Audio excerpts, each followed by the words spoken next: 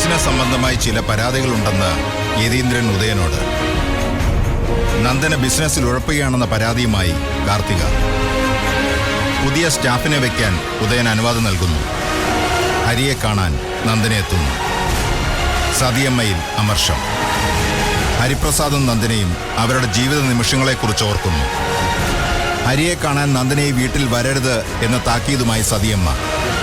ഹരിയുടെ വീട്ടിൽ നിന്നും വരുന്ന നന്ദനയെ ഉദയൻ യാദൃശ്ചികമായി കാണുന്നു. ഇനി തുടർന്ന് കാണുക.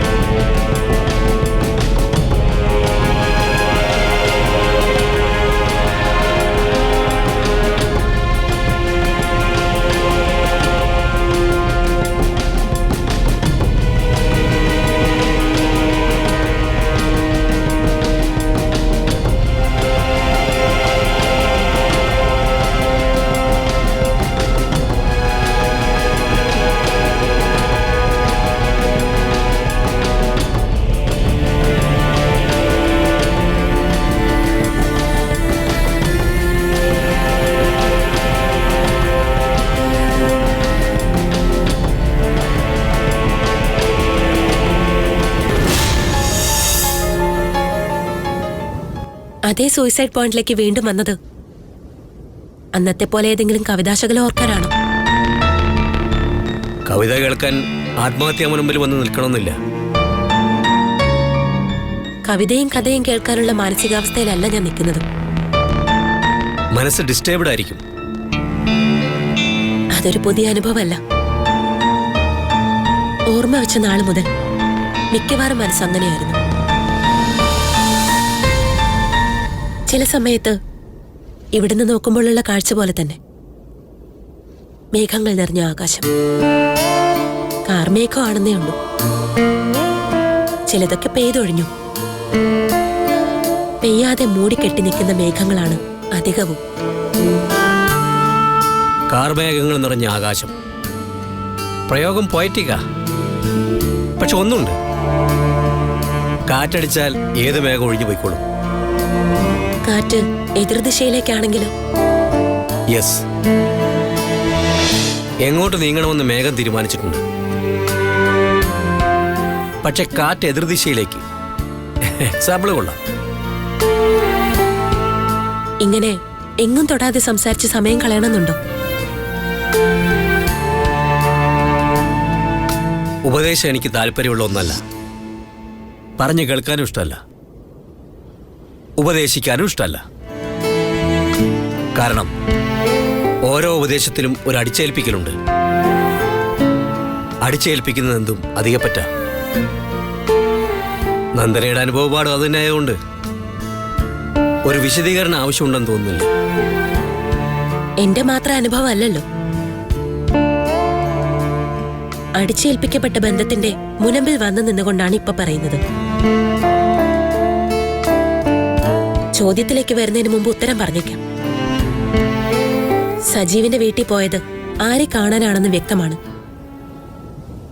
അതിന് പക്ഷേ തക്കതായ കാരണമുണ്ട്.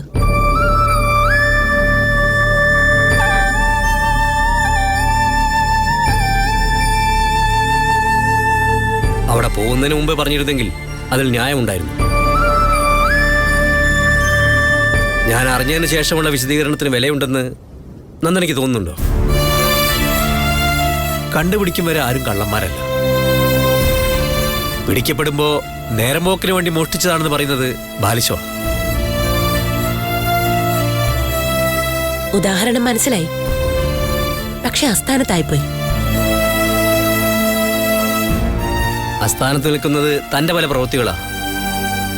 അമ്മ എന്ന കൺസെപ്റ്റിനെ പറ്റി, അമ്മ എന്ന സത്യത്തെപ്പറ്റി നന്ദന എൻ്റെ മുന്നിൽ വാചാരയായിട്ടുണ്ട്. പ്രസവിച്ച അമ്മ, വളർത്തിയ അമ്മ, ഉദയന്നൂരിലമ്മ, പിന്നെ എൻ്റെ അമ്മ, അവരെപ്പറ്റി എല്ലാം സംസാരിച്ചിട്ടുണ്ട്. ആ അമ്മമാർക്ക് നന്ദനയിൽ നിന്നും എന്താണ് കിട്ടിയതെന്ന് ആലോചിച്ചിട്ടുണ്ടോ? മാനസിക സംഘർഷം, ടെൻഷനല്ലാതെ മറ്റെന്താണ് താൻ അവർക്ക് കൊടുത്തിട്ടുള്ളത്? ഞാനത് മനഃപൂർവ്വം അല്ലെന്നായിരിക്കും പറയാൻ വരുന്നത്. അതൊരു ജസ്റ്റിഫിക്കേഷൻ അല്ല. അങ്ങനെ ഒരു ന്യായം അഥവാ ശരി മനസ്സിൽ ഓർത്തിരുന്നെങ്കിൽ മറ്റൊരമ്മ കഴിഞ്ഞ ദിവസം തന്റെ മുന്നിൽ വന്ന് നിൽക്കില്ലായിരുന്നു. അത് ഹരിപ്രസാദിന്റെ അമ്മയാണെന്ന് നന്ദന തുറന്ന് സമ്മതിച്ചു. അതിന് ഞാൻ തന്നെ അപ്രിഷ്യേറ്റ് ചെയ്യുന്നു. ആ സ്ത്രീ വന്നത് റിക്വസ്റ്റുമായിട്ടാണെന്ന് ഞാൻ ഗസ് ചെയ്ത് പറഞ്ഞപ്പോ താൻ നിഷേധിച്ചില്ല. എന്നിട്ടും ഞാൻ ആ അമ്മയുടെ മകനെ കാണാൻ പോയി. അതല്ലേ ആരോപണം? ആരോപണം അല്ലാതെ സത്യമല്ല. സത്യം തന്നെ. അതിനുള്ളിൽ മറ്റൊരു സത്യമുണ്ട്. ആ അമ്മയെ പൂർണ്ണമായി ഉൾക്കൊണ്ടുകൊണ്ടാണ് ഞാൻ ഹരിയേട്ടനെ കാണാൻ പോയത്. എല്ലാം പറഞ്ഞവസാനിപ്പിച്ച് ഭാവങ്ങൾ നേർന്നിട്ടായിരിക്കും തിരിച്ചു പോകുന്നത്. പറഞ്ഞവസാനിപ്പിക്കേണ്ട കാര്യം ഉണ്ടെന്ന് തോന്നിയില്ല. ഭാവുകങ്ങൾ എന്നും നേർന്നിട്ടേ ഉള്ളൂ. ഞാൻ എന്തായിരുന്നു ചെയ്യേണ്ടത്? ആ അമ്മയുടെ വാക്കുകളെ അവഗണിച്ച് ഒളിച്ചു നിൽക്കണമായിരുന്നോ? അതോ അവരുടെ ധർമ്മസങ്കടത്തിന് പരിഹാരം കാണാൻ ശ്രമിക്കണമായിരുന്നോ? എന്നെ അത്രയെങ്കിലും മനസ്സിലാക്കാൻ കഴിയുന്നില്ലേ?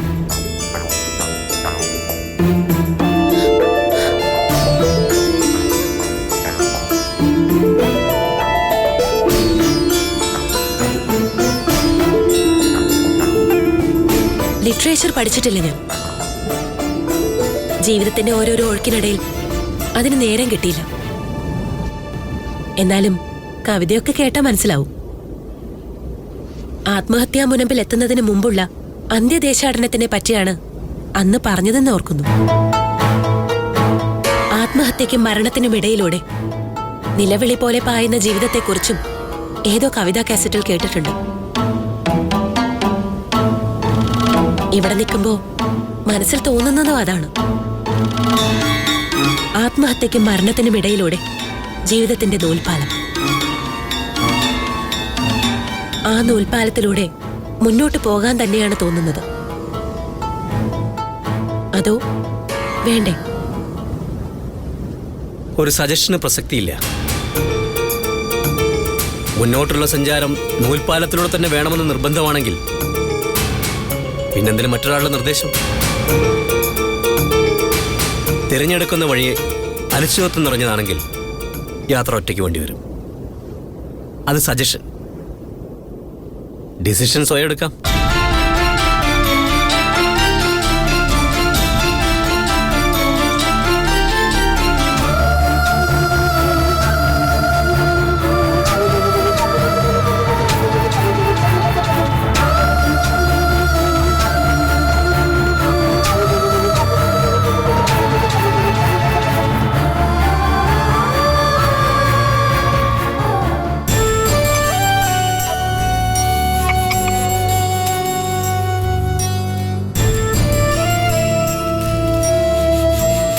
ഇന്നത്തെ തപസ് കഴിഞ്ഞില്ലേ നിന്റെ? നീ എന്തിനാ ശ്രുതി എപ്പോഴും ഇങ്ങനെ ഇരിക്കുന്നേ? ചുമ്മാതല്ല തടി കൂടുന്നത്. എനിക്ക് ദേഷ്യം വരുന്നുണ്ടേ. അമ്മയുടെ സംസാരം ഈയിടെ കുറച്ച് അധികപ്പെട്ടാവുന്നുണ്ട്. അങ്ങനെ തോന്നും. ഇപ്പൊ അമ്മയുടെ സംസാരം അധികപ്പറ്റ്, ഇനി അമ്മ തന്നെ അധികപ്പറ്റാവും. ആട്ടെ, ഞാൻ അധികപ്പറ്റായിട്ട് എന്ത് ചെയ്തെന്നാ? അല്ലെങ്കിൽ എന്തു പറഞ്ഞൂന്നാ? ആവശ്യമില്ലാത്ത കാര്യം സംസാരിച്ചില്ലേ? ആരോട്? ഇന്നിവിടെ വന്നത് ആരാണോ ആ ആളോട് തന്നെ. നന്ദനെയാണോ നീ ഉദ്ദേശിച്ചത്? അപ്പൊ മനസ്സിലാവാഞ്ഞിട്ടല്ല. ആവശ്യമില്ലാത്ത കാര്യമല്ല, ഏറ്റവും അത്യാവശ്യമുള്ള കാര്യമാണ് ഞാൻ നന്ദനയോട് പറഞ്ഞത്. അതെന്റെ കടമയും ഉത്തരവാദിത്വമാണ്. എന്തുത്തരവാദിത്വം? ഞാൻ നിന്റെ അമ്മയാണെന്നുള്ള ഉത്തരവാദിത്വം. നന്ദനയ്ക്കത് മനസ്സിലായിട്ടുമുണ്ട്. മനസ്സിലായെന്ന് അമ്മ വിശ്വസിക്കുന്നു. ആ വിശ്വാസം തെറ്റാണെന്ന് നീ അങ്ങ് ഉറപ്പിച്ചത് എന്തിനാ? അവര് നമ്മുടെ ആരാമ്മ ഇത്രയും കാര്യങ്ങൾ സംസാരിക്കാൻ? സജീവേട്ടൻ ജോലി ചെയ്യുന്ന സ്ഥാപനത്തിലെ മേലധികാരി. അതിനപ്പുറം എന്ത് ബന്ധമുള്ളത്? ഒന്നുമില്ലേ? എനിക്കറിഞ്ഞൂടാ. ഹരിപ്രസാദിനെ കാണാനാണ് നന്ദന വരുന്നത്, അത് തന്നെ ബന്ധം. അതിന് നമുക്ക് എന്താ അമ്മേ? പേയിങ് ഗസ്റ്റായിട്ട് ഹരിമാഷ് ഇവിടെ താമസിക്കുന്നു. മാഷിന്റെ ഗസ്റ്റായിട്ട് ഒരാൾ വരുന്നു. അങ്ങനെ കണ്ടാ പോരെ? എന്നിട്ട് ഈ അഭിപ്രായം പറയുന്ന നീ എത്ര തവണ നന്ദനയോട് ഉടക്കാൻ ചെന്നു? ഏതോ ഒരു ഗസ്റ്റ് ആരെയോ കാണാൻ വരുന്നു എന്ന് വിചാരിച്ചുകൂടായിരുന്നോ? ഒരു അബദ്ധം പറ്റിയത് എനിക്ക്. ദേ, ഇങ്ങനെ കണ്ണടച്ചിരുട്ടാക്കല്ലേ ശ്രുതി. നിന്റെ മനസ്സിൽ എന്താണെന്ന് എനിക്ക് നല്ലതുപോലെ അറിയാം. നന്ദന ഇവിടെ വന്നു തുടങ്ങിയപ്പോഴേ നീ എതിർത്തതാ. അന്ന് ഞാനത് സാരമാക്കിയില്ല. നിന്റെ ഒരു അസൂയ, അങ്ങനെ ഞാൻ വിചാരിച്ചുള്ളൂ. എന്റെ ബുദ്ധിമോശം എന്ന് പറഞ്ഞാൽ മതിയല്ലോ. ആദ്യ സമയത്തെ നന്ദനയെ വിലക്കേണ്ടതായിരുന്നു. മുളയിലെ നുള്ളിക്കളയാന്ന് പറയില്ലേ, അതുപോലെ തന്നെ. മോളെ, അമ്മയോട് തുറന്നു പറ. നിനക്ക് ഹരിപ്രസാദിനെ മറക്കാൻ കഴിയോ? നിന്നോട് അഭിപ്രായം ചോദിക്കാതെയാണ് നിങ്ങളെ തമ്മിൽ കൂട്ടിക്കെട്ടിയാലോ എന്ന് രേണികയുമായി ഞാൻ ആലോചിച്ചത്. ചോദിക്കാതെ തന്നെ നിന്റെ അഭിപ്രായം എനിക്കറിയാമായിരുന്നു. പൊരുത്തം നോക്കിച്ചപ്പോ ഒരു കുഴപ്പമില്ല. ഹരിയാകട്ടെ ഇടയ്ക്ക് മുറുകുന്നു, പിന്നെ അയയുന്നു. എന്നാലും നിങ്ങളുടെ കല്യാണം നടക്കും തന്നെയാ എന്റെ വിശ്വാസം. അതുകൊണ്ട് ചോദിക്കുക, ഹരിയെ മറക്കാൻ മോൾക്ക് കഴിയൂ?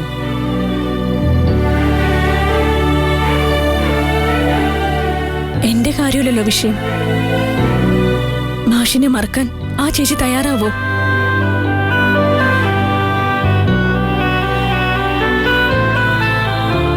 എന്റെ ചോദ്യത്തിന് അമ്മ എന്ത് മറുപടിയാ തരുന്നേ? അല്ലെങ്കിൽ ആരാ മറുപടി പറയാ? നീ എന്തോ മനസ്സിൽ ഉദ്ദേശിച്ചു വെച്ചിട്ടുള്ളത് പോലെയാണല്ലോ സംസാരിക്കുന്നത്. കല്യാണം നടക്കില്ല എന്നോ മറ്റോ ഹരിപ്രസാദ് നിന്നോട് പറഞ്ഞോ? അതോ നന്ദനി എന്തെങ്കിലും സംസാരിച്ചോ? അമ്മ കടന്നു കയറി ചിന്തിച്ച് കുഴപ്പമാക്കണ്ട. ആരെന്തു പറഞ്ഞാലും ദൈവം നിശ്ചയിച്ചതല്ലേ നടക്കൂ. അങ്ങനെ ഒഴിവ് കണ്ടെത്തി ആശ്വസിക്കാൻ തുടങ്ങിയാലേ ഈ ലോകത്തൊന്നും നടക്കില്ല. നീ മാത്രമല്ല, ഞങ്ങളും ആഗ്രഹിച്ച ബന്ധമായത്. അതങ്ങനെ വഴിയിൽ ഉപേക്ഷിച്ചു പോന്നത് ശരിയാവില്ല.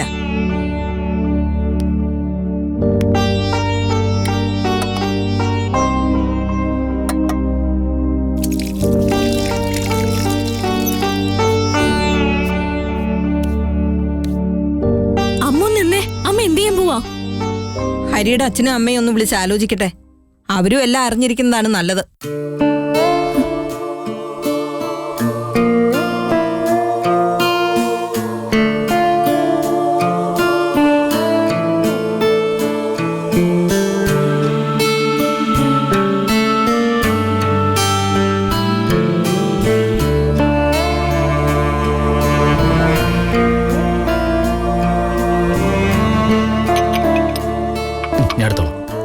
സതിയാന്റി എവിടെ?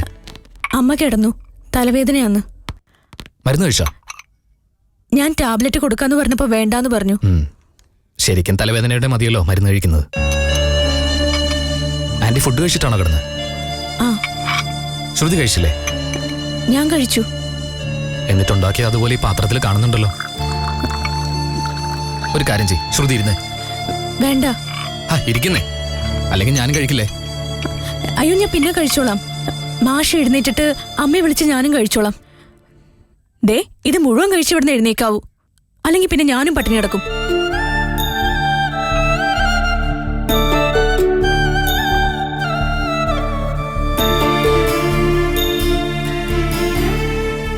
പലതും ഒഴിവാക്കാമായിരുന്നു എന്ന് ഇപ്പൊ തോന്നുന്നു. ഈ സ്ഥലത്തേക്ക് ട്രാൻസ്ഫർ ആയിട്ട് വന്നത്, സജീവമായിട്ട് അടുപ്പമായത്, പിന്നെ ഇവിടെ താമസം തുടങ്ങിയത് ഒന്നും വേണ്ടായിരുന്നു. ഒരു കാര്യം മനഃപൂർവ്വം മാഷ് പറഞ്ഞില്ല. എന്നെ കണ്ടത് അതല്ലേ പ്രധാനമായും ഒഴിവാക്കേണ്ടിയിരുന്നത്. തെറ്റെന്റെ ഭാഗത്താ. വെറുതെ ഓരോ സ്വപ്നങ്ങൾ നെയ്തുകൂട്ടി. മാഷ് നിരപരാധിയാ. തുടക്കത്തിലെ ചുമപ്പുകാട് കാണിച്ചു. ഞാനതിന്റെ ഗൗരവം മനസ്സിലാക്കിയില്ല. മനസ്സിലാക്കിയെങ്കിലും നിസ്സാരമായി കരുതി. ഇപ്പൊ പഴി കേൾക്കുന്നത് അത്രയും മാഷും. വല്ലാതെ ശ്വാസം മുട്ടുന്നുണ്ടല്ലേ. ശ്രുതി അനുഭവിക്കുന്നുണ്ടല്ലോ വീർപ്പോട്ടില്. പക്ഷെ മാഷിനെ സേഫ് സോണിൽ നിർത്താൻ എനിക്ക് കടമയുണ്ട്. എനിക്കറിയാം എന്താ ചെയ്യേണ്ടതെന്ന്. എന്താ താൻ ഉദ്ദേശിക്കുന്നത്? ടെൻഷനൊന്നും വേണ്ട. അവിവേകമൊന്നും എന്റെ ഭാഗത്തുനിന്നുണ്ടാവില്ല. ശ്രുതി മണ്ടിയാണെങ്കിലും ഭീരുവൊന്നുമല്ല. കിട്ടുമെന്ന് ഉറപ്പില്ലാത്ത കാര്യത്തിന് വേണ്ടി ഞാൻ മോഹിച്ചു. അതിനുള്ള ശിക്ഷ ഞാനിപ്പോ അനുഭവിക്കുന്നേ. ദേ മാഷെ, ഒന്നും സാരില്ല. എല്ലാത്തിനും ഒരു സൊല്യൂഷൻ ഉണ്ടാവും. ഉണ്ടാവും മാഷെ. മാഷ് കഴിക്കും. മതി. അത് പറ്റില്ല. ഇത് മുഴുവൻ കഴിക്കണം. വേണ്ട.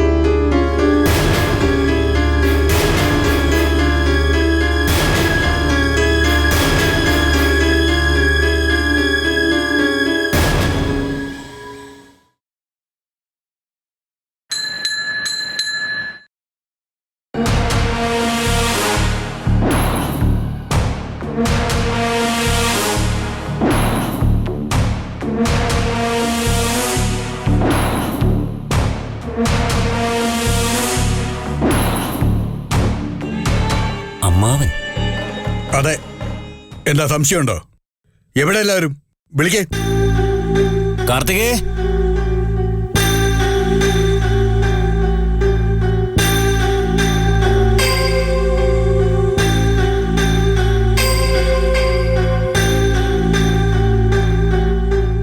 ഉദയനെ ഇനി ഞാൻ ചെന്ന് വിളിക്കണമായിരിക്കും.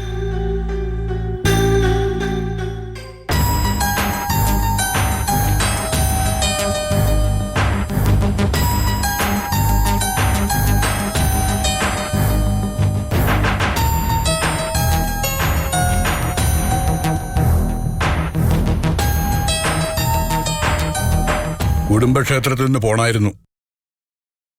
മാസത്തിൽ ഒരു തവണയെങ്കിലും തൊഴുന്ന പതിവുണ്ട്.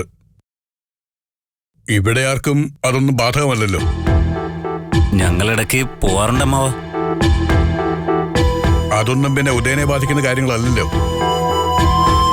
ഞാൻ അമ്പലത്തിൽ പോവാറുണ്ട്. ഉത്സവത്തിന് നാടകം അവതരിപ്പിക്കാനായിരിക്കും.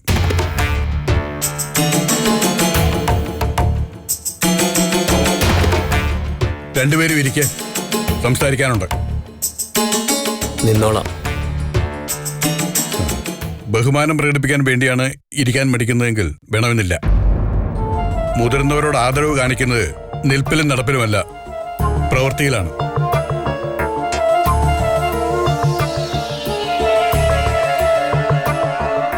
എന്റെ കോവിലകത്തൊരു വിശേഷമുണ്ടായി. ഒരു വിരുന്നുകാരി വന്നിട്ടുണ്ട്. കുറേ ദിവസമായി. എന്റെ സഹോദരിയാണ്. പേര് വസുന്ധര. എന്താ, അങ്ങനെ ഒരാളെ ഓർക്കുന്നുണ്ടോ ആരെങ്കിലും?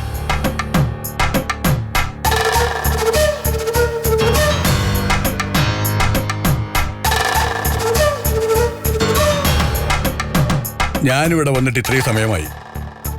വസുന്ധരയെ പറ്റി ഒരാളും ഇതുവരെ അന്വേഷിച്ചില്ല. അതാ ഓർക്കുന്നുണ്ടോ എന്ന് ചോദിച്ചത്.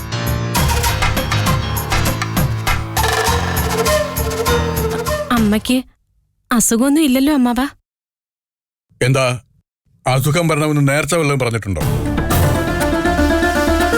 വസുന്ധര വന്നിരിക്കുന്നത് അവളുടെ ഏട്ടൻ ബാലരാമവർമ്മയുടെ, അതായത് എന്റെ വീട്ടിലേക്കാണ്.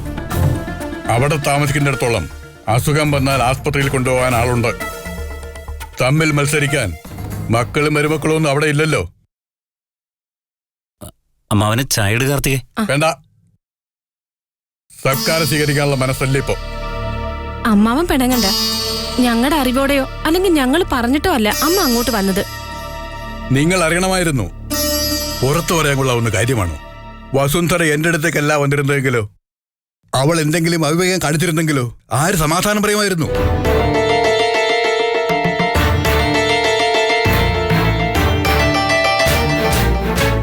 എന്റെ ചോദ്യങ്ങൾക്ക് മറുപടി പറയാൻ ബാധ്യസ്ഥരായവർ ഒന്നും മിണ്ടുന്നില്ല.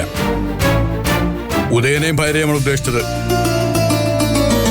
പ്രത്യേകിച്ചൊന്നും പറയാനില്ലാത്തതുകൊണ്ടാ മിണ്ടാത്തത്. അതെന്താ ഒന്നും പറയാനില്ലാതായി പോയത്? ഉദയൻ അന്യനെ പോലെ സംസാരിക്കുന്നു. എന്താണ് ഇവിടുത്തെ പ്രശ്നങ്ങളെന്ന് ഞാനും പുറത്തേക്ക് അറിഞ്ഞിരിക്കുന്നു.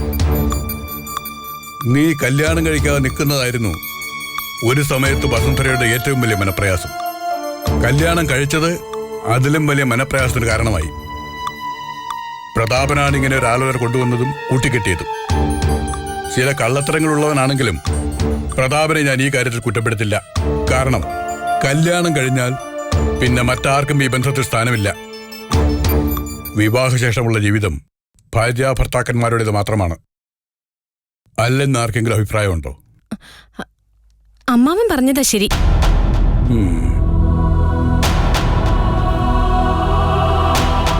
ഉദയനും നന്ദനയും തമ്മിലുള്ള ബന്ധത്തിൽ ചില രസക്കേടുകൾ ഉണ്ടായിട്ടുണ്ട്. അതിന്റെ യഥാർത്ഥ വേരുകൾ എവിടെയാണെന്ന് നിങ്ങൾക്ക് രണ്ടുപേർക്ക് മാത്രമേ അറിയൂ. അറിയാവുന്നവർക്കല്ലേ ആ വേരുകൾ പിഴുതെറിയാൻ പറ്റൂ.